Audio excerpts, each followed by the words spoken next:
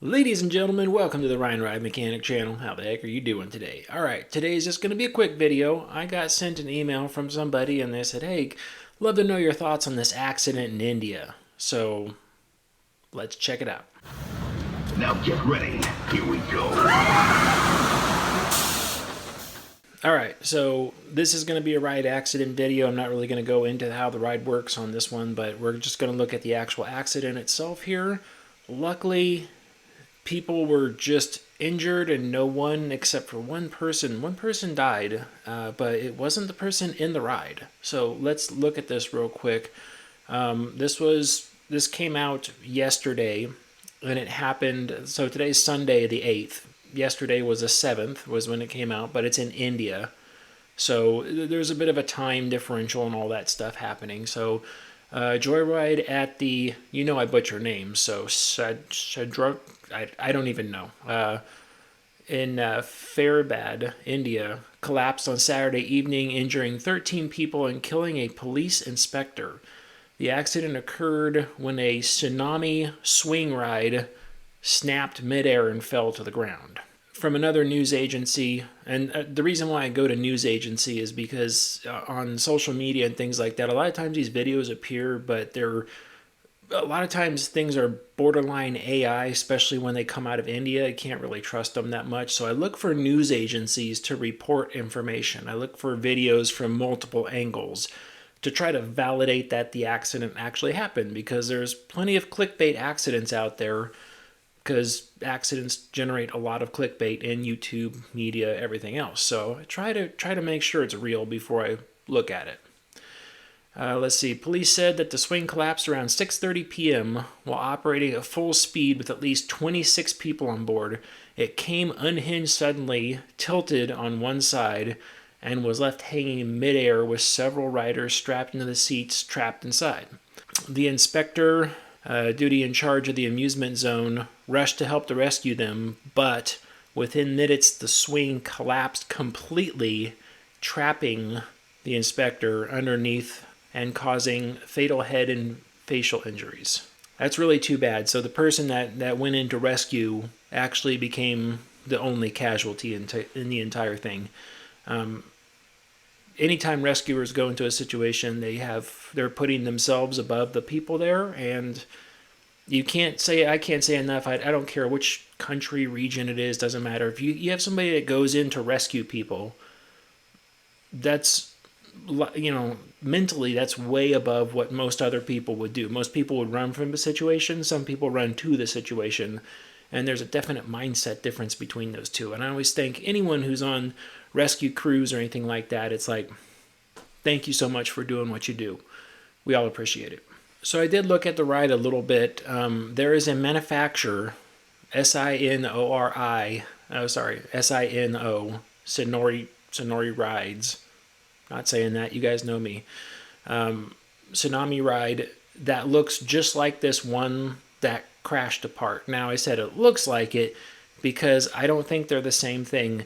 In other countries, China it happens a lot, in India it happens a lot, people fabricate things to look exactly like the manufacturer's ride. So we're not going to say that this is this company's ride because we just don't know. This Sonori, however you say it, rides, the Tsunami ride that they built has these two large motors on top, one of each side, and the one that crashed did not have those motors. So I don't think I think we're looking at a clone from a different manufacturer. It doesn't look like a Huss or anything else. So I'm not sure where the one in the video came from. So I just wanted to state that it's like this ride, but it's not necessarily this ride.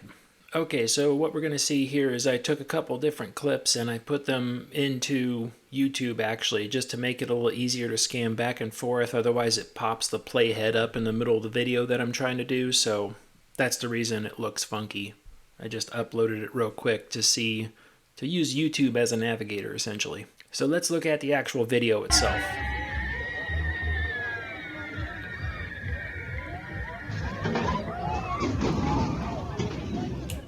Okay, there are two videos of this, and they're both almost from identical angles, but one slightly over.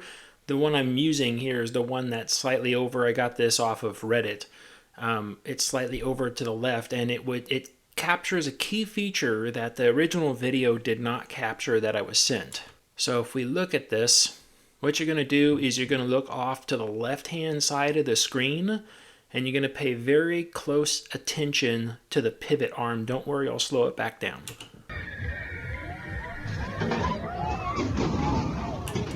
Okay, one more time.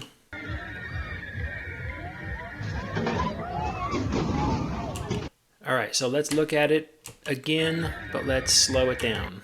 Okay, so what I'm looking at here, hopefully my mouse shows up, right here is this arm right where it pivots, basically. And I'm going to inch this video along. Keep looking in this area. All right, so this is the edge of the arm right here. The pivot of the gondola is basically right in this section right here, right at the edge of it. And as it comes around, the gondola starts to go in front. And then you're going to see, just kind of like pops out all of a sudden. Right here, you're starting to see the edge of it. I believe that's it right there. See how it's getting bigger off to the side now? Okay, and there it is. It looks like it looks round from this angle. I believe that's the pivot pin itself. Kind of just stays there, and that's when the gondola actually starts to fall the opposite direction. It starts to twist down. And then right there, scroll this back a little bit, right there you see that round ring that drops down. That's probably pretty hard to see, but there's a round ring that falls down right there. And then shortly after that, keep going, see it's in pretty good focus there. I believe there's another one that comes out. Yep, right there. There's another round ring that comes out.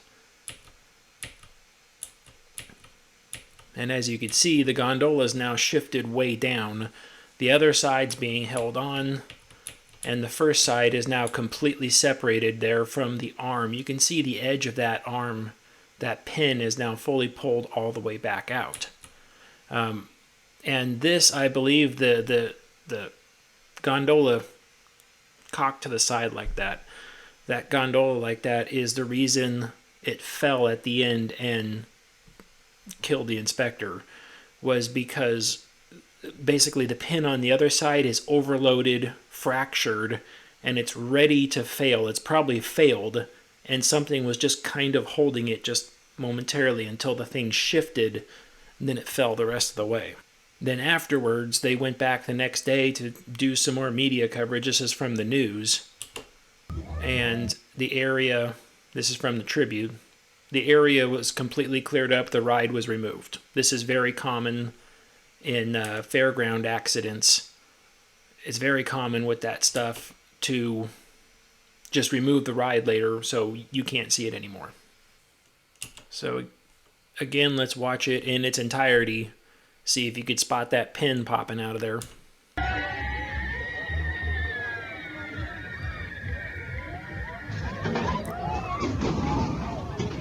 Alright, so at this stage in the game, we really don't know exactly what happened yet, but just from that video, as it was rotating, it looked like the pin jumped out of the far right-hand side arm, and then the gondola fell on that side, which caused fractures, probably catastrophic fractures, to the left-hand side, which eventually later caused it to settle the rest of the way and fall, killing somebody.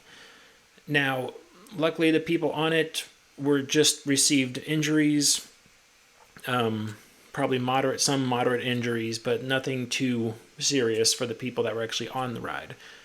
So on that right-hand side, typically what happens when you make something like this, you could use a pivot pin like that in the side, but it becomes a single point failure item. So that means that that pin shears, which I feel like it did in this video. I feel that pin sheared, and the act of it shearing is what made it jump out of the side. Now, a lot of times if you have a pin under pressure, even though it's not immense side load pressure, although this could have been, when you shear a pin, a lot of times it will eject itself violently out of the side. And if you looked at the video from the other angle, the arm tried to separate from the gondola just a little bit further once that pin did fail. I think that was just how the material moved. I don't think that it was under like pre-stress or anything like that. But this is one of the reasons why, like on the Huss topspin, stuff like that, they use large slewing rings inside of there, because the slewing ring is the bearing assembly where that rotates all the way around. The slewing ring can come apart, yes, but they also have a piece going through with a metal T essentially on the other side, which means it's safetied. Even if the bearing fell apart, it would stay inside the arm cavity. So the only way to actually like take the thing apart in this fashion would be actually to shear the arm in half, which could happen on a ride, but it would be to like mechanically shear the arm in half. So they're built a little more redundant than just the one pin going through that side. Again, we don't know who makes it. It's built like a particular manufacturer, but I don't think it's that manufacturer's ride. It's probably a clone or a knockoff. Who knows where it is. So I'm going to say what happened on this guy is that the pin probably fractured, broke, ejected itself out of the side. The spacers, essentially, that were spacing that pin apart from the gondola to allow rotation, fell. Those were those two rings that fell out of there. Those two spacers fell down, and then from there it was able to the gondola was just able to fall, and it fell down on the one side. Very unfortunate. Anytime an accident like this happens, the entire industry, I always say, the entire industry gets a black eye, because these things go front and center in front of everybody. That's what they see, and a lot of people don't differentiate between a traveling ride that might have spotty setup, spotty maintenance, like who knows about the operators and how well they are. I particularly don't know anything about the operator. But traveling rides versus like permanent rides, which have a little bit more, they're much more stable. Even when traveling rides are made into permanent rides, they're typically more stable and more safety conscious than some particular manufacturers. I know I always hear it from the traveling guys when I make videos like this wouldn't be allowed to happen, that's not allowed to, not all these rides like, I understand, but you gotta see what everybody is looking at here. Now, one of the things that could have escalated this situation that might not have been apparent is that I'm going to use the Huss Topspin as an example. The Huss Topspin put out a service bulletin because they had traveling topspins that were out there, and they were seeing cracks and failures and things like that inside of them, because they found out that the Huss Topspin used 4 motors to drive the arms around. Now, on those 4 motors, they found out that, people burnt out a motor, and they took it to Bob's repair shop, and they rewound the motor and put it back in the ride. And then eventually they burnt the other motor out, or one of the other motors out on the other side, and they took that thing to the state electric company, and they rewound the thing and put it back on there. And then when they took all 4 motors off and tested them, they were all making drastically different power outputs and things like that. There are standards that motors are supposed to be rewound to. By rewinding, I mean when you take the electric coils out of the inside and you put new ones in to make the motor good again. They're supposed to be done to, I believe IEC has a standard that they're supposed to be rewound to make a certain current versus voltage, torque, and all that stuff, to make sure the motor is basically back to the way it should be. And Huss found out that wasn't happening. So Huss had a service bulletin put out, and they said, hey, if you're going to rewind your motor, at the bare minimum, you have to rewind both sides. And then I believe they just stated, but if at all possible, do all 4 motors at the same time. So if the repair shop that you go to doesn't rewind the motors properly, at least they don't rewind all 4 of them the same way. They should all put out the same torque current. Ryan, where are you going with this? All right. when you put a motor in that's under torque or has not enough current going to it on one side, especially one of these where it might be just two motors, one motor is really powerful. It does what it's supposed to. The other motor is not. So it kind of lags behind. When you link the two mechanically together on these rides where the arms go together, you don't see it that much. But there's internally a lot of torsion and stress. As the arms go down and up, one arm moves slightly ahead of or behind the other one, causing the gondola to shift and go this way. They kind of look like they're spaghetti as they move.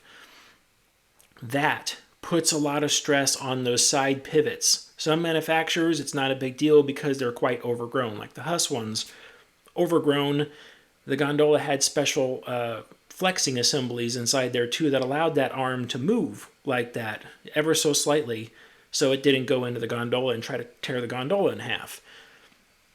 Something like this accident here, it might be something along the lines of they didn't have any of that in there, one motor was weaker and was just fighting itself. And because the thing wasn't built to the nth degree that some manufacturers do, there might not have been a bushing assembly on the inside to take up that mismatch, and all that mismatch and torsion, all that torque that was like off-centered basically, went to the one arm, and it eventually cracked that pin. The pin was probably pretty good size, but then once a pin starts to crack, if you don't find it in a certain amount of time, it just continues to crack and it continues to get deeper until you eventually reach the point where the material fails altogether and it shears. The only thing you have to fight against that on rides is typically there is a safety involved. There's something else involved that will hold the whole assembly together in case that pin comes apart. This is the problem with the single point failure items. Single point failure items don't typically have a safety around them. That's why they're called single point failures. If it fails, the whole thing comes apart. And that's also the reason why a lot of manufacturers specify after just a couple years of operation, you have to replace single point failure items as well. Probably not happening on stuff like this. Anyways, quick video, just wanted to throw it out there. I saw that and I'm just like, ooh, that's a bad one. Looks like the pin snapped in half on the right-hand side. That's not good at all. Anyways, let me know what you think. Thoughts? I don't know.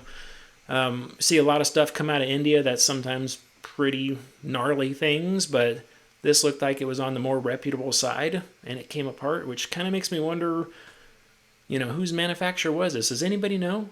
Because I found a couple clones, but manufacturers that made this, but all of them look different than this particular model. So, don't know who made this thing.